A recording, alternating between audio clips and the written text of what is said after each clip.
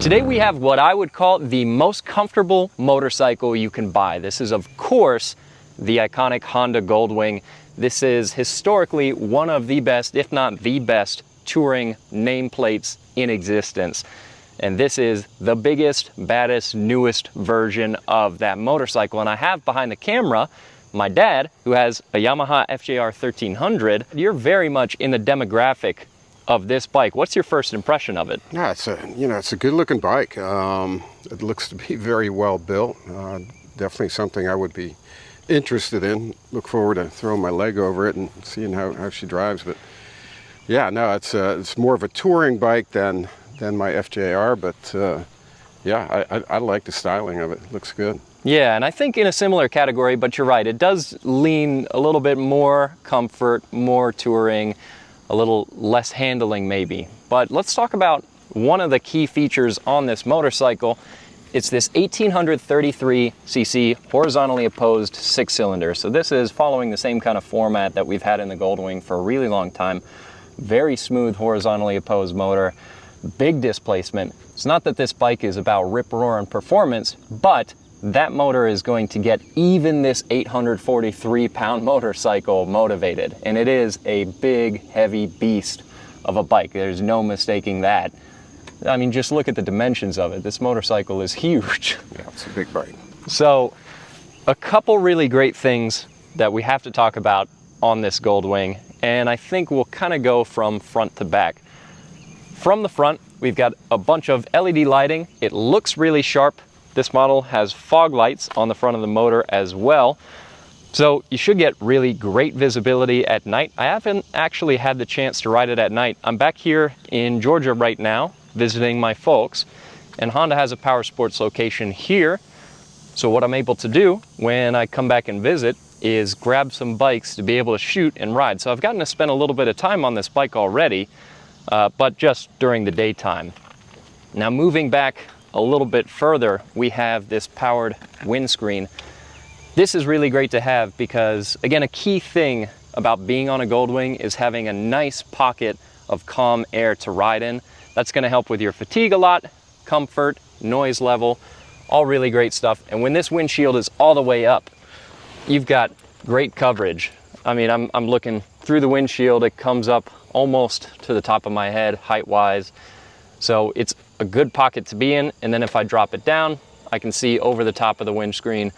So it's really nice. And the other thing that you can do, if you do want actually a little bit more air coming at you, is you can use this, and this will direct a calm breeze of air to come toward your face, especially if you're wearing a helmet that's modular, and you can flip up the front of it a little bit, then you can catch some more breeze. I've just got a standard full face, but I could still tell that it does bring a little bit more fresh air to you. And then we also have to talk about this screen setup that's in front of me and my gauges, because this is one of the nice things on this motorcycle. You can go as far as to set up Apple CarPlay on this screen. Of course, we've got navigation. We can pull up the radio. You can Bluetooth to your phone just regularly, but you can also pull up CarPlay on this 7-inch screen, which is nice. But there are a few caveats with hooking up your CarPlay. So if I open up this storage bin, you'll see this USB-A connector. So you have to plug in your phone. You also have to pair a headset, because one of Apple's requirements for CarPlay is that they need a microphone hooked up. Now, my phone cable, and I think most phone cables these days, are mostly going to be USB-C. So I do kind of wish that this connector was a USB-C. To your point, Dad, I mean, you could just get an adapter. Yeah, maybe there's an adapter out there. So it's not a huge deal, but still, nice to have a little bit of storage right there in front of you. Nice to have at least the ability to pull up Apple CarPlay. We've got our speedometer, tachometer, gear position indicator. On the right here, we've got a screen that shows the status of if your bags and everything are fully closed. On the left, configurable screen. I've got it right now showing my range, total miles, and air temperature, which is also kind of a nice thing to know. Does your bike have an air temp thing? It does, yep. Nice. Yeah, so a lot of really good tech and features on this. From my personal point of view, I think my favorite screen on a bike might just be the screen that you can get on the Harley Davidsons, Street Glides and the Road Glides, those new bikes, really big, beautiful screen. That's some of my favorite tech. This, by comparison, I would say doesn't look quite as sharp, but that's just me. There is this entire stack in the center for you to navigate some of these controls, although these don't work while you're riding because they want you to keep your hands on the bars. So because of that, we've got similar buttons here that you can use to navigate some of your electronics. That right there was the button that I used for the windshield. You got your volume button, flash to pass, and then we've got some transmission controls. So this is nothing new or revolutionary to the Goldwing, but this is a dual clutch model. So you can see no clutch lever here and no shifter there. If I want to manually shift gears, I've got my upshift button here, a downshift button on the back side, and on the right here, this is my transmission control. So I've got neutral, drive, and then I can switch between the automatic and manual modes.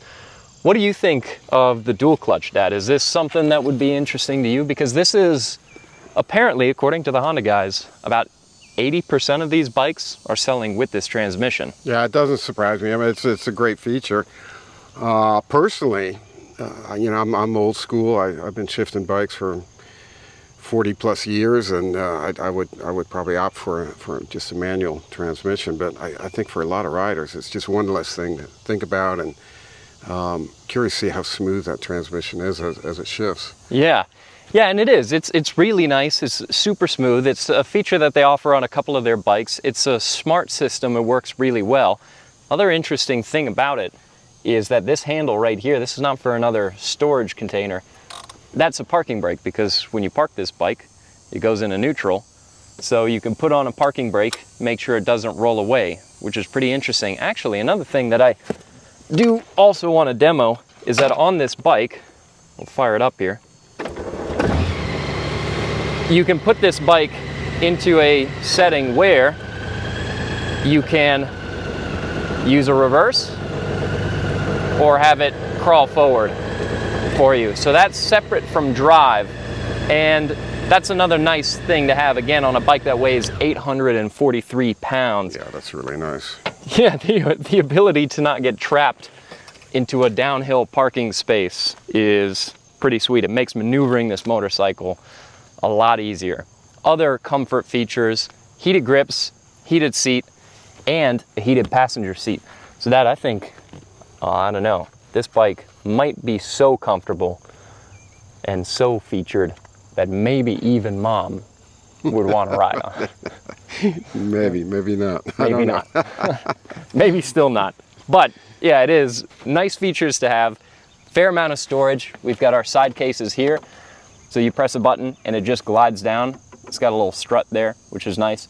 You know, it's not an insanely big space, but still plenty enough room for you to put some of your things.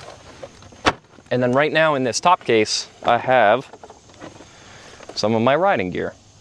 So a fair amount of space in here. I mean, a full-size helmet, and it really just kind of gets swallowed by that storage container. So yeah, it is a nice amount of storage. The other thing that I like about having this top case on this touring version of the bike is that it gets you some extra speakers.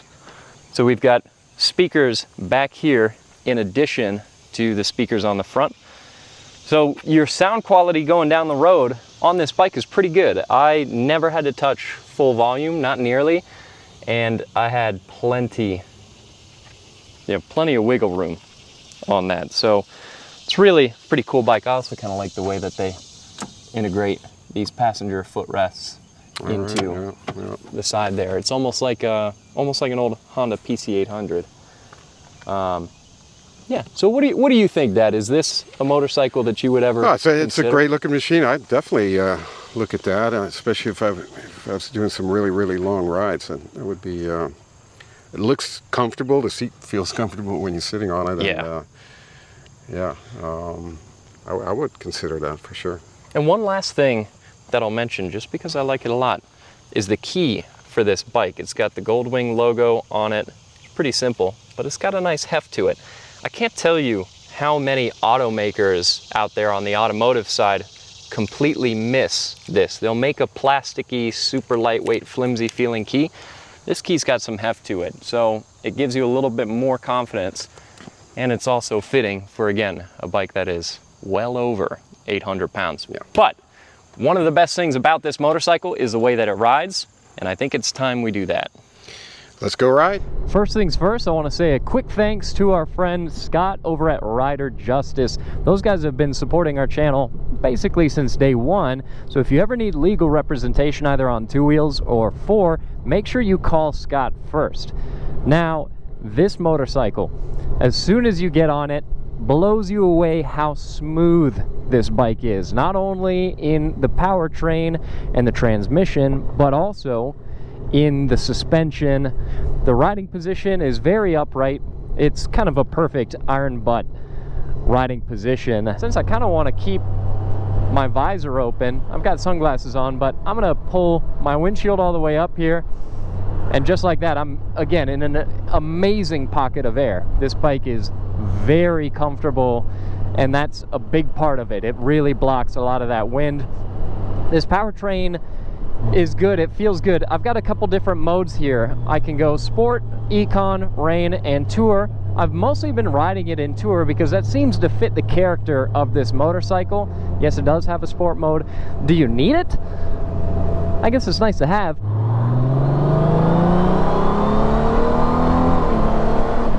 Sounds like a sports car. It makes a pretty decent noise. And I'll go back to tour. That's all I need. It's, again, yes, it's not a motorcycle that's all about all-out speed, even though it does have the grunt to get out of its own way.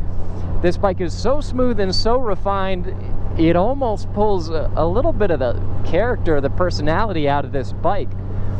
Compared to, yeah, say some of the bigger Harleys, it's not a motorcycle that really grips you to ride quickly. Yeah, this is a motorcycle that you can ride swiftly, but you really don't need to. It's not beckoning you to do that. You can just sit back, relax, and ride like an adult. Ride like a responsible man. So it's nice. No doubt about it. Very comfortable. Nice technology. Nice audio system. Nice riding position. I do personally, and this is again going to be a point of preference, I do personally enjoy a motorcycle that lets you put your feet forward, and with this horizontally opposed 6, this boxer motor, you're not, I don't know, maybe somebody out there makes a solution for a forward peg, but it's not going to be practical on a bike like this, kind of like the R18. Just because you got that motor there. I kind of like having my feet forward on this style of bike, but it's not to say that this is uncomfortable at all. Not by any margin. That just the word doesn't exist. It's an unknown thing to the Goldwing. So, yeah, really good motorcycle. Something I could ride a lot of miles on, and I can see absolutely how people do ride a lot of miles on these bikes. But if it were me, if it were my money, and I was picking a motorcycle for myself because I'm a largely impractical person, I would get the Harley. Not that the Harley is necessarily impractical. I just like the way that the big Harleys ride. I like the character of them. But this motorcycle, you could argue, in a lot of ways, is objectively better. It's smoother, it's more plush, but I like the fun side of the Harley. Now, that's not to say that you need to go out there and buy a Harley. That's my personal preference. 100% me. You can disagree with me. Plenty of people do. Absolutely love and appreciate this bike. It's amazing what this motorcycle does. And if you buy one of these, 100% gonna be a good option for you if this is the kind of motorcycle that you want. Fully approved. Now, these are expensive bikes. The Goldwing starts at $24,700. It's going to be an extra $1,000 if you want this dual clutch, and it sounds like a lot of people do go that route. If you want this touring model, that's going to be an extra $4,000. So this bike is closing in on $30,000. It's definitely a flagship motorcycle from Honda. But with the touring model, you get not only that top case with those extra speakers, but you get a couple other nice features. One of the cool things that this bike does have on this touring model is an adaptive suspension. So I can go into my settings and electronically I can change a preload. So there's 4 different settings for it. Nice adjustability, great feature to have on this bike if you're carrying some extra weight and an extra passenger. Really, they make it super easy for you to change that around. So all in all, this is just an awesome bike. It even handles decently well. We've got some pretty fun riding roads here in Georgia, and this bike is great for riding on them. So let me know what you guys think down in the comments. Let me know which of these touring bikes is your personal favorite and why. Because, hey, there's no wrong answers out there. There's only one guy's opinion versus another. That's all for this video, and we'll see you guys in the next.